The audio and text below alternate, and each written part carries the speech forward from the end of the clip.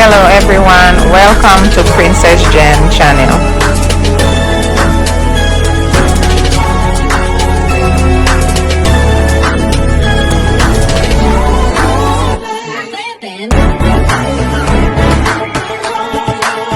Comment, like, Came from work this evening and I decided I was gonna cook something to eat, but I didn't feel like I wanted anything other than what's in here. So I've never heard it being prepared before, but there's always a first time.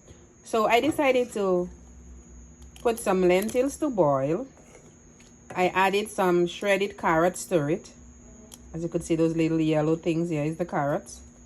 And then I opened this can of salmon and I threw it in there, and of course I put a little bit of lemon to take the freshness from it. And guys, this is what it is like.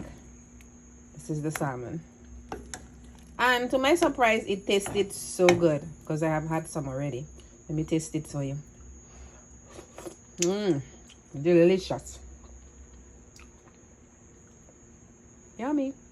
Thanks for watching. Please subscribe.